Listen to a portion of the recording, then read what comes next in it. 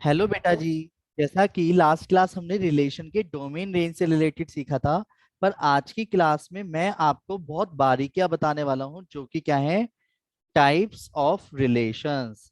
In types of relations में मैं आपको क्या क्या बातें बताऊंगा, पहले मैं रिकॉल करा देता हूं आपको।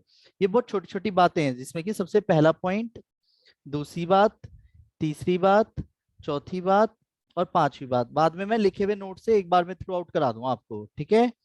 एम्प्टी रिलेशन किसे बोलते हैं, ठीक है। यूनिवर्सल रिलेशन किसे बोलते हैं, ठीक है बेटा। आइडेंटिटी रिलेशन किसे बोलते हैं, क्योंकि एक नंबर के क्वेश्चन जब आएंगे तो इससे रिलेटेड आने के बहुत ज्यादा चांसेस हैं, इसलिए आपको ध्यान रखना है, ठीक है। इनवर्स रिलेशन किसे कहते हैं, और इनवर्स रिलेशन में डोमेन रेंज कैसे देखते हैं। और साथ में लास्ट बचा जो कि हमारी 1.1 एक्सरसाइज का सबसे मेन कॉन्सेप्ट है, इक्विवेलेंस रिलेशन। क्या बोला बेटा मुझे ने, इक्विवेलेंस रिलेशन। ये 5 टॉपिक्स जो हम आज की क्लास में बहुत अच्छे से पढ़ेंगे, ठीक है। तो तसल्ली से समझते चलना, अगर कहीं भी कोई भी कंफ्यूजन हो पूछते चलना, ठीक है। बोलो हाँ। इक्विवेलेंस रिलेशन के अंदर 3 टॉपिक आएंगे, रिफ्लेक्सिव, ये जो कि आज की क्लास का सबसे मेन और हॉट टॉपिक बनेगा। पर अगर ये कॉन्सेप्ट अगर अच्छे से क्लियर ना हो तो याद रखना, परसों की जो क्लास होगी इक्विवेलेंस रिलेशन के ऊपर जो है, वो बहुत स्पेशल क्लास होगी, जिसमें प्रेजेंटेशन भी सिखाऊंगा मैं आपको, और क्या कहते हैं, क्वेश्चंस को कैसे पहचानते हैं और मैक्सिमम नंबर ऑफ क्वेश्चंस भी कराऊंगा, ठीक है। रिफ्लेक्सिव, सिमेट्रिक, ट्रांजिटिव, ये तीनों चेक करते हैं। अब देखो, सबसे पहले बात आती है एम्प्टी रिलेशन। चलो, तो नाम से वर्क करते हैं। सबसे पहला पॉइंट, एम्प्टी रिलेशन। रेडी, आगे बढ़ जाऊं। सबसे पहला पॉइंट एम्प्टी रिलेशन। तो मैं एक एक करके एग्जांपल्स लूंगा, उसके बाद एक समझ नहीं आएगा तो दूसरा एग्जांपल लूंगा। पहला पॉइंट, एम्प्टी रिलेशन। नाम से क्या समझ आ रहा है एम्प्टी रिलेशन पढ़ते ही, खाली रिलेशन। खाली रिलेशन। अब यानी कि अगर मान लो एक सेट है, मैंने कहा था ना हर क्वेश्चन में एक सेट देगा, जैसे 1 2 3 4 5 6 7 8, और मैंने एक रिलेशन दिया, पहला क्वेश्चन है ये अभी, है ना। और मैंने एक क्वेश्चन दिया, एक्स वाई सच दैट, याद है कैसे कर रहे थे हम क्वेश्चन को, x y such that y is equal to 5x plus के 3, डन, 5x प्लस के 7, डन। और वेयर वेयर एक्स भी बिलोंग कर रहा है सेट ए में से और वाई भी बिलोंग कर रहा है सेट ए में से, तो चलो बताओ रिलेशन क्या बनेगा, रोस्टर फॉर्म। बताओ, अगर मैं x की वैल्यू 1 लेता हूं तो y की वैल्यू क्या आएगी, 12। 12। क्या वो वैलिड है, सर सर नहीं सर भैया। 8 तक चेक नो करेंगे। सर। है ना। पर सिचुएशन ये आती है कि क्या मैं कोई भी पेयर बना पा रहा हूं, सोचो पहले 2 मिनट के लिए। नो सर, नो तो अब इसमें सर। अब दिक्कत ये आ रही है, क्वेश्चन तो अपनी जगह सही है, सही बात है, क्वेश्चन तो अपनी जगह सही है, पर सर जबरदस्ती थोड़ी करूंगा इसमें। कहने का मतलब नहीं बन रहा तो खाली ब्रेसेस बना दो या एम्प्टी का सिंबल लगा दो। इसे बोलते हैं क्या, by name empty relation. Empty relation मतलब रिलेशन। समझ गए, यानी ए इंटू ए किसके बराबर होगा, पेयर बनाने के बाद जो भी रिलेशन आएगा ए इंटू ए में, मतलब एम्प्टी जो रिलेशन होगा वो एम्प्टी रिलेशन, उस रिलेशन को बोलेंगे जिसके अंदर एक भी पेयर नहीं बनेगा, बात खत्म। किसी का किसी के भी साथ रिलेशन नहीं है, बात समझ गए या नहीं समझे। चलो, जिसे समझ नहीं आया है वो दूसरा एग्जाम्पल समझना, क्योंकि मैं एक ही चीज के ऊपर दो दो एग्जाम्पल लूंगा, मैंने अभी बोला। चलो एक दूसरा देसी एग्जाम्पल लेते हैं। मैंने कहा सपोज अब सेट है, सपोज बी सेट है और वो बॉयज का सेट है, बॉयज इन अ स्कूल, ठीक है। बी जो सेट है वो किसको डिनोट कर रहा है, बॉयज इन अ स्कूल, एक ही स्कूल के अंदर ऑल बॉयज को। और आर इज इक्वल टू एक रिलेशन है, एक्स वाई सच दैट। अब वेट, अगर मैं ये कहता हूं वेयर करके, पहले समझना, अगर एक्स भी बिलोंग कर रहा है किसको, बी सेट को, और वाई भी बिलोंग कर रहा है बी सेट को, तो एक्स कौन है यानी, बोलो, एक्स कौन है यानी बॉय। मेल, सही बात है, हाँ भैया। यानी बॉय अकॉर्डिंग टू क्वेश्चन। और वाई कौन है, बॉय। डन। पर अब मैंने लैंग्वेज बीच में क्या बोली, x y such that x is a sister of y. तो वेट, सेंस है इस बात का? कोई सेंस है इस बात का? सही बात है, कोई सेंस नहीं है। जब सेंस नहीं है तो रिलेशन बनाओगे क्या कोई? नहीं। एक लड़का दूसरे लड़के की सिस्टर तो हो ही नहीं सकता, तो इसे क्या बोलेंगे? Empty relation. जैसे भैया ने भी बोला कोई सेंस है इस बात का, अरे जब कोई सेंस नहीं है तभी तो एम्प्टी रिलेशन है। आया, आया, आया, बोलो हाँ आया। हाँ भैया। तो हाँ भैया। क्योंकि अकॉर्डिंग टू क्वेश्चन की लैंग्वेज अगर बात करी जाए, क्वेश्चन में बोला गया था x is a sister of y, और जिसमें कि x is a sister of y, यानी ये फीमेल है अकॉर्डिंग टू क्वेश्चन, और ये मेल है। भैया यू पहली बात फीमेल कैसे बन गया एक्स, जब मेल बोल रखा है ऊपर बिलोंग करने की वजह से, तो यहाँ पे तो सेंस ही नहीं बन रहा। सही बात है, तो यानी इसकी वजह से क्या हो जाएगा? Empty relation. आया, आया, आया। अब सुनो, अब बात आती है यूनिवर्सल रिलेशन। क्या बोला बेटा जी मैंने? बाय नेम बोलो, यूनिवर्सल रिलेशन दूसरा टाइप। रिलेशन। यूनिवर्सल नाम से समझो, यूनिवर्सल यानी यूनिवर्सल रिलेशन उस रिलेशन को बोलते हैं जब अगर सपोज कोई सेट है 1 2 3 और कोई रिलेशन है, ईच एंड एवरी एलिमेंट हर एक के साथ रिलेट हो। नोटिस करना, मैं सारे बना रहा हूं, 1 1 1 2 1 3, 2 1 2 2 2 3, 3 1 3 2 3 3, दिख रहा है? अगर आप नोटिस करो, कोई भी एलिमेंट जिसके साथ भी बनाओगे वो सब दिखेगा आपको। देखो, सेट ए के ए इंटू ए करने पे यानी वो रिलेशन के बराबर आ जाए, इसे यूनिवर्सल रिलेशन बोलते हैं। देखो, कहने का मतलब इसे दूसरे क्वेश्चन से भी समझाऊंगा, पर यूनिवर्सल समझ गए यूनिवर्सल रिलेशन क्या है? पहला एग्जांपल से, कि each and every element of set A related to itself तो है ही, साथ में अदर एलिमेंट्स के साथ भी रिलेटेड है, खुद के साथ भी रिलेटेड है, सबके साथ, मतलब ए का हर एक के साथ रिलेशन। एरो डायग्राम से समझाता हूँ, चलो इसे एक एरो डायग्राम से समझते हैं। मान लो ए सेट है और यहाँ भी ए सेट है, और लैंग्वेज के अकॉर्डिंग अगर बात करी जाए तो 1 2 3, 1 2 3, 1 का 1 के साथ भी है, 1 का 2 के साथ भी है, 1 का 3 के साथ भी है, 2 का 1 के साथ भी है, 2 का 2 के साथ भी है, 2 का 3 के साथ भी है, 3 का 1 के साथ भी है, 3 का 2 के साथ भी है, 3 का 3 के साथ भी है। क्लियर है? इसे बोलते हैं क्या? Universal relation. क्या आप सबको मेरी आवाज बहुत अच्छे से आ रही है? एक बार प्लीज सभी हैंड रेज कर दीजिए, हाँ भैया। जल्दी जल्दी हैंड रेज कर दीजिए अगर वॉइस में कोई भी प्रॉब्लम नहीं आ रही है तो, क्योंकि एक भैया को दिक्कत आ रही है तो मैं उनको रिप्लाई करना चाहूंगा कि सबको क्लियर है, तो यानी नेट प्रॉब्लम है आपकी तरफ से। ठीक है आर्यन एक वर्मा? ही को आ रही है सर। है बेटा? एक ही को आ रही है दिक्कत। इसको हो तो मैं समझ गया, पर फिर भी ये क्लियर बोलो हाँ। रिधिमा दीदी मेरी वॉइस क्लियर आ रही है बेटा आपको?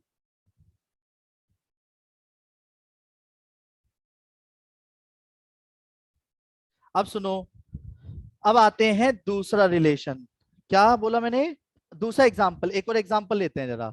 एग्जाम्पल कुछ ऐसा लेते हैं जो आपको ऑलरेडी समझ आ रहा है इजिली। मान लेते हैं दुनिया के हर एक पर्सन का सेट ले लिया, ए सेट का मतलब है ह्यूमन बीइंग्स। अब ह्यूमन बीइंग में कौन आ गए? यानी मनुष्य। यस और नो? मानव प्रजाति। Yes sir. अब बात आती है ह्यूमन बीइंग, ये एट सेट जो है सेट ए वो ह्यूमन बीइंग्स को डिनोट कर रहा है। डन। पर बात आती है आर, एक relation x comma y such that, मैंने कहा डिफरेंस बिटवीन, क्या बोला? Difference between height of x and y is less than 5 metre. तो मेरा और आपका बाय डिफॉल्ट इस लैंग्वेज के अकॉर्डिंग रिलेशन बन गया दुनिया के पैदा हुए हुए बच्चे का और सबसे बड़ी हाइट के बीच का जो डिफरेंस है वो लेस देन 5 मीटर होगा या नहीं होगा? सोचो। 5 मीटर, पहली बात आती है सर, ये 5 मीटर क्या होता है? 5 मीटर अराउंड हो गया, सच बताऊं तो 15 16 फुट से भी ज्यादा, फुट अबव। और एक चीज बताओ, इतना तो कोई बंदा ही ना होता, और उससे मैं कह रहा हूँ उससे लेस देन हो, लेस देन हो, तो यानी ये कौन सा रिलेशन हो गया? बोलो। यूनिवर्सल। Universal relation. समझ गए? बोलो हाँ। हम्म। आया समझ? बोलो हाँ। अब वेट, नेक्स्ट आगे, अब आगे बढ़ जाऊं। अब बहुत इंपॉर्टेंट ऐसे टॉपिक रोस्टर है फॉर्म में कैसे करेंगे? दीदी। रोस्टर फॉर्म में नहीं लिखा जाता, कुछ क्वेश्चंस ऐसे हैं जो सिर्फ सेंस पे डिपेंड करेगा। मतलब हमारे को सोच से ही उसको सिर्फ नेचर बताना है, और उस नेचर के बिहाफ पे उसकी जजमेंट देनी है। यूनिवर्सल है, इक्विवेलेंस है, रिफ्लेक्सिव है, सिमेट्रिक है। मतलब हर क्वेश्चन की जरूरत नहीं है कि रोस्टर फॉर्म बनाई जाए। ठीक है बेटा। ठीक है भैया।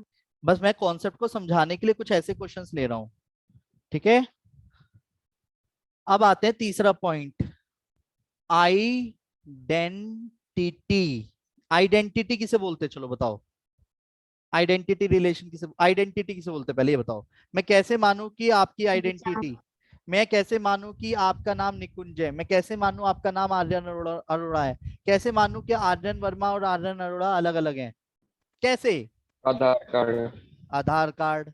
और और आइडेंटिटी हो गई स्कूल आई ना। कार्ड। स्कूल, अब एक मिनट, क्या बोला? स्कूल, आगे क्या बोला?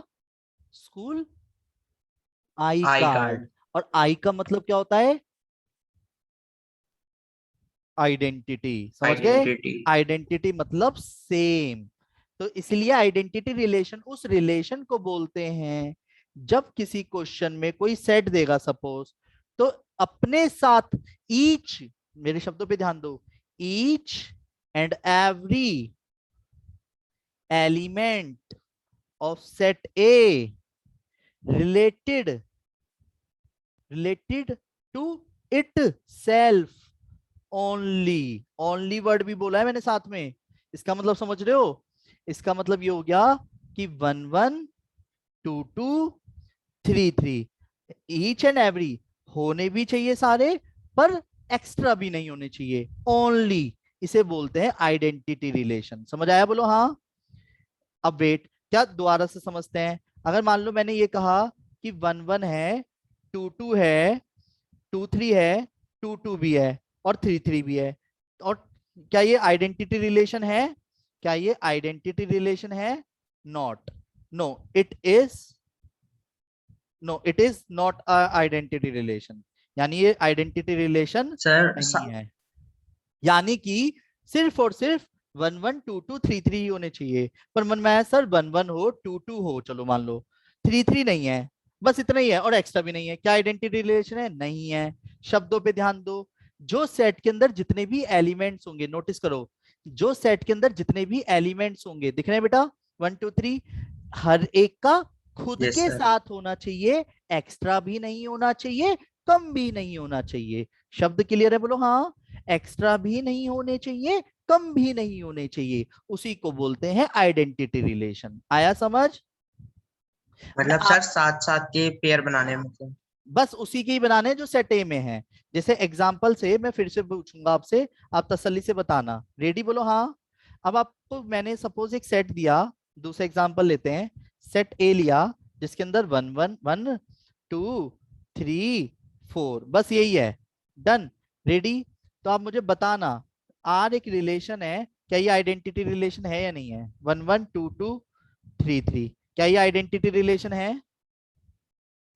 नहीं नो है। सर। नहीं है। क्यों नहीं है? सर 4 नहीं है इसलिए, और 4 फोर का नहीं पेयर है। फोर नहीं है फोर मतलब। नहीं है, हाँ। यानी 4 4 बिलोंग नहीं कर रहा। जिस बिलोंग मतलब समझते हो ना, इस रिलेशन में, यानी किसी सेट के अंदर होना। अगर कोई पेयर किसी रिलेशन के अंदर नहीं है तो हमें लिखने का तरीका ऐसा होता है, ऐसे ऐसे लिखा जाता है। वो हम धीरे धीरे सीखेंगे फिर से। तो जिसकी वजह से नॉट आइडेंटिटी रिलेशन। ये बात क्लियर है? बोलो हाँ। अब दोबारा से 1 1 2 2 3 3 4 4, क्या ये आइडेंटिटी रिलेशन है? हम्म। हाँ नहीं सर। भैया। एक मिनट। हाँ बेटा जी, जब कोई एलिमेंट खुद से रिलेटेड होते हैं तो उसे रिफ्लेक्सिव भी बोला जाता है। ठीक है। अब वेट, अब एक चीज बताओ, क्या ये सर ये तो आइडेंटिटी रिलेशन है? आइडेंटिटी है ना। हाँ, यस इट इज हाँ है। आइडेंटिटी। क्लियर है? बोलो हाँ।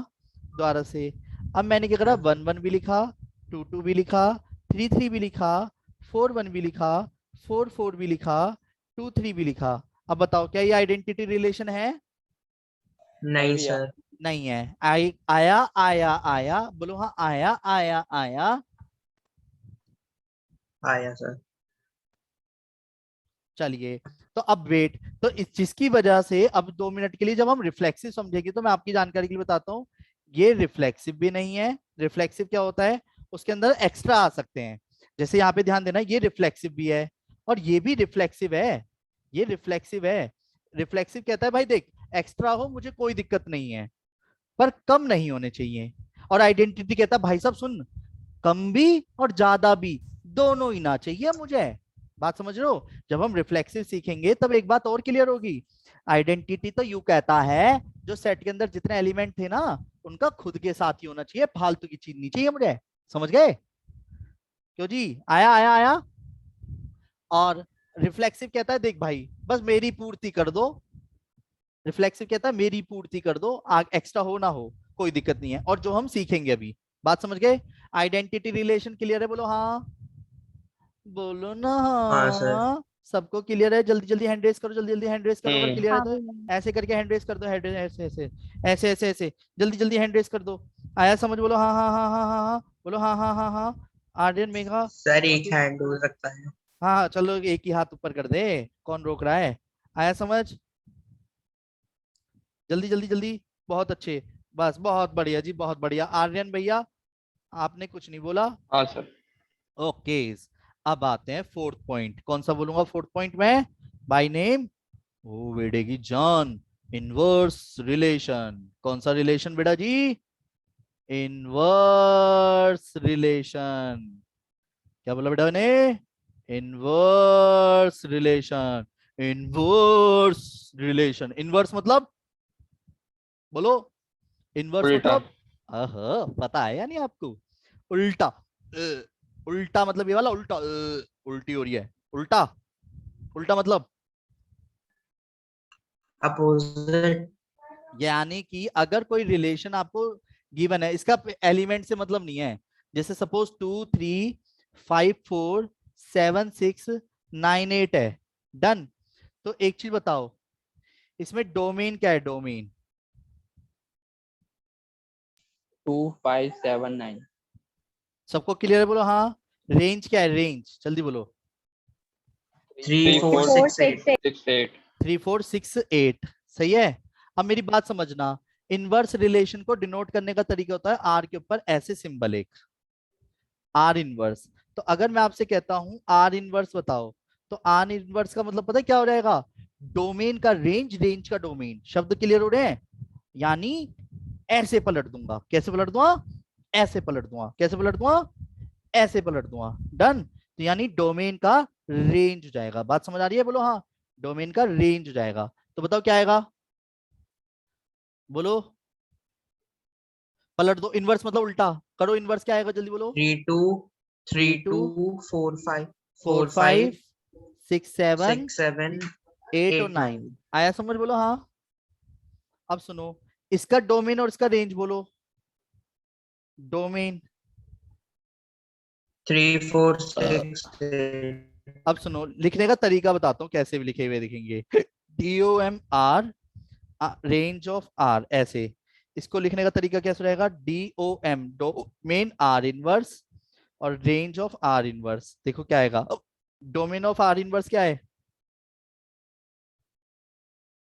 बोलो, इसका डोमेन क्या 3 है? 4 6 8। Very 3 good, 4 6 8। 3 4 6 8। और रेंज क्या आएगी? बोलो। 2 5 7 9। 2579। ये इजी था ना सबसे? बोलो हाँ। पर सॉरी, इतना इजी भी आता है क्या? बिल्कुल। पहला एग्जांपल तो क्लियर है, चलो दूसरा फिर से बताना मुझे। अब एक नंबर के पॉइंट से बोल रहा हूं मैं।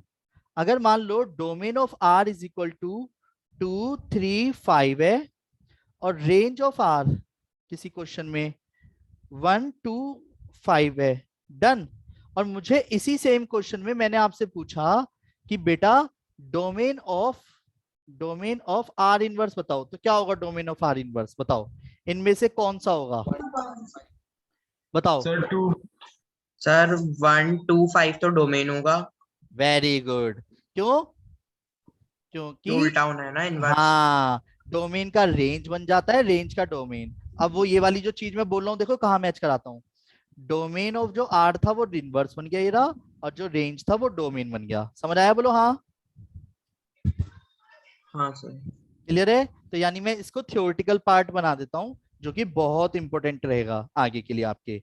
ठीक है, एक नंबर के क्वेश्चन के पॉइंट ऑफ से क्या रहेगा, एक नंबर के पॉइंट ऑफ से, यानी DOM, डोमेन और आर, डोमेन जो होता है वो रेंज ऑफ आर इनवर्स के बराबर होता है, और ऐसे ही डोमेन ऑफ आर इनवर्स किसके बराबर होता है, रेंज ऑफ आर के बराबर होता है। समझ लो मेरी बात क्या बोल रहा हूं मैं, range of R domain of R inverse के बराबर होता है, और range of R inverse domain of किसके बराबर होगा, आर के। क्लियर है, बोलो हाँ, बोलो ना हाँ। आदित्य अपने आप को म्यूट कर लो क्योंकि आपके माइक से वॉइस आ रही है। आया समझ, बोलो हाँ। हाँ सर हाँ।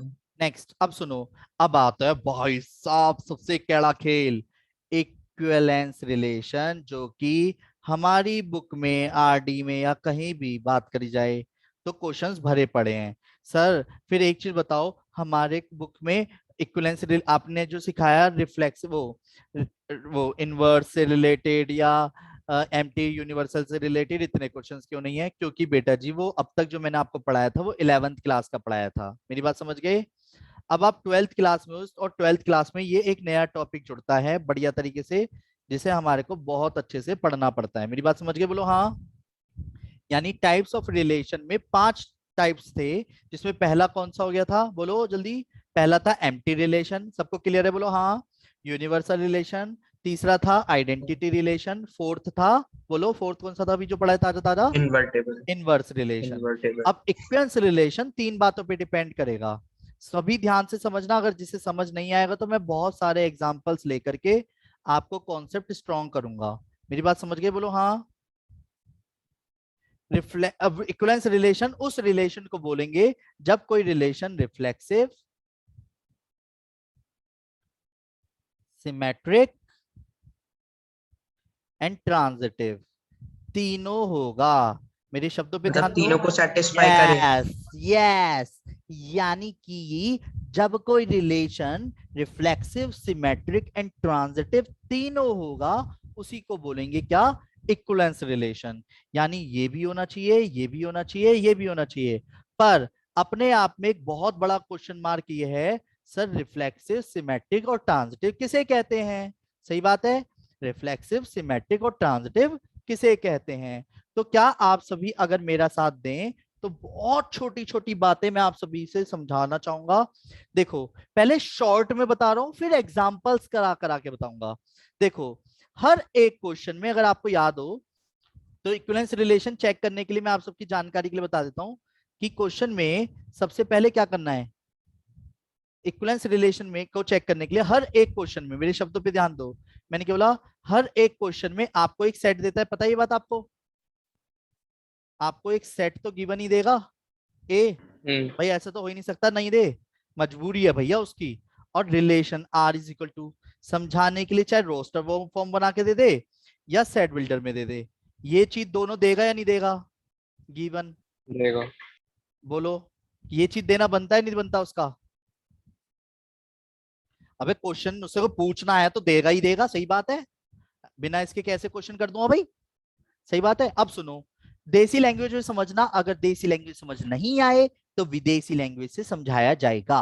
क्या आप सब तैयार है, बोलो हाँ, एक बार प्यारा सा बोल दो हाँ, क्या आप सब तैयार हो, बोलो हाँ, जल्दी जल्दी बोलो हाँ हाँ हाँ हाँ, एक बार रिप्लाई कर दो हाँ हाँ हाँ हाँ हाँ हाँ हाँ हाँ हाँ, बोलो ना हाँ। Yes sir. ओके, रिफ्लेक्सिव कहते हैं अगर कोई एलिमेंट, फॉर ऑल, जो मैं ऐसे उल्टा ए करके बनाऊंगा इसका मतलब होगा फॉर ऑल, या फॉर ऑल बोल दो, फॉर एवरी बोल दो। मेरी बात समझ गए, समझ गए क्या कहना चाह रहा हूं, इस तरीके का जो सिंबल बनाऊंगा। मैंने कहा अगर ए बिलोंग कर रहा है सेट ए को, अगर कोई एलिमेंट है यानी सेट ए का, तो रिफ्लेक्सिव भी कहता है भैया देखो कोई भी एलिमेंट खुद से रिलेट जरूर होना चाहिए, तभी वो रिफ्लेक्सिव कहलाएगा। यानी each each and every element of set A related related to itself। बात समझ रहे हो? यानी हर एक एलिमेंट खुद से रिलेट होना चाहिए। एक काम करते हैं, साथ साथ एक एग्जाम्पल को भी समझते हैं। रेडी? बोलो हाँ। Example number 1। मान लो एक सेट है जिसके अंदर 1 2 3 है, और मैं आपसे कुछ रिलेशन में रिफ्लेक्सिव की बात करूंगा, बना बनाया रोस्टर फॉर्म में। 1 1 2 2, ठीक है? 1 1 2 2, क्या ये रिफ्लेक्सिव है? Each and every element related to itself, यानी 1 1 भी होना चाहिए, 2 2 भी होना चाहिए, 3 3। क्या ये रिफ्लेक्सिव है? नो नहीं। सर। नहीं है। दोबारा से 1 1 1 2 2 1 2 2 3 2 2 3, ठीक है? क्या ये रिफ्लेक्सिव है? No sir. क्यों नहीं है? सर क्योंकि इसमें ईच एंड एवरी एलिमेंट से नहीं हो रहा, मतलब पेयर नहीं बन रहा उनका यानी एक कहने साथ। का मतलब इसमें 1 1 ही नहीं है, बात ही खत्म हो गई। 2 2 का क्या चार डालूं अकेले का? सही है। दोबारा से अगेन, अगर मैंने बात करी 1 1 1 2 2 2 3 2, ठीक है, 2 1 1 1 3 3, क्या ये रिफ्लेक्सिव है? हाँ भैया। क्यों ये रिफ्लेक्सिव क्यों है? क्योंकि अगर देखा जाए तो 1 1 भी है इसमें, 2 2 भी है इसमें, और 3 3 भी है। जितने एलिमेंट यहाँ थे उन सबका खुद के साथ एलिमेंट है, बाकी एक्स्ट्रा है, मुझे इस बात से मतलब ही नहीं है। मैं सिर्फ कौन सी चीज ढूंढूंगा क्वेश्चन में हमेशा? जब कोई सेट जो दे रखा होगा, पहले सेट को देखना है आपको इसके लिए। यानी आपको सेट का होना बहुत जरूरी है, सेट का पता होना बहुत जरूरी है। मेरी बात समझ पा रहे हो? यानी इसमें इस एक सेट का बहुत बड़ा रोल होगा। बात समझ गए? बोलो हाँ।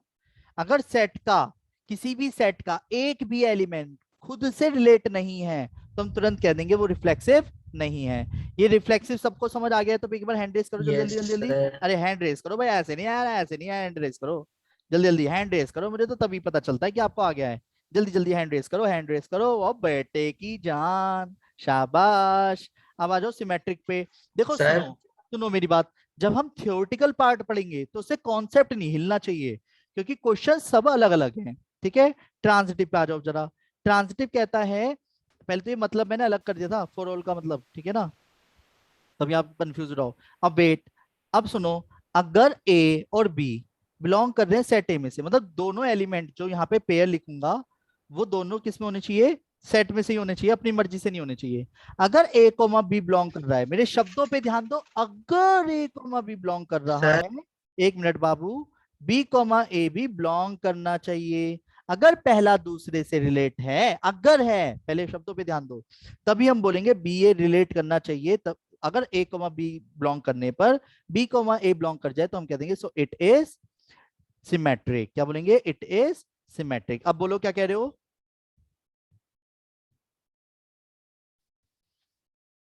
अरे बोल दे अब। हेलो? चलो, नहीं बोल रहे भैया। इधर सिमेट्रिक के केस में चेक करते हैं अब। सिमेट्रिक, सिमेट्रिक चेक करना है, सिमेट्रिक। मेरी बातों पे ध्यान देना। क्या पहला वाला केस, यहाँ पे ध्यान दो, क्या पहला वाला केस सिमेट्रिक है? अगर 1 1 है तो 1 1 है, 2 2 है तो 2 2 है, यस और नो? क्या ये सिमेट्रिक है? हाँ भैया। है, क्योंकि जो भी आप देखते हो उसका अपोजिट इसमें दिख रहा है। क्या ये दूसरा वाला सिमेट्रिक है? सोच के बोलना।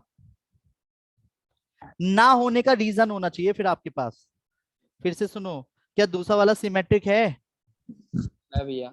है, क्योंकि 1 2 है तो 2 1 है, 2 2 है तो 2 2 तो बाय डिफॉल्ट होता ही है, 3 2 है तो 2 3 दिख रहा है। सही बात है, नेग्लेक्ट करने का रीजन नहीं है। सर तीसरा एक वाला, बार ये रिपीट कर दीजिए। बताता हूँ। तीसरा वाला सिमेट्रिक है, तीसरा वाला सिमेट्रिक है।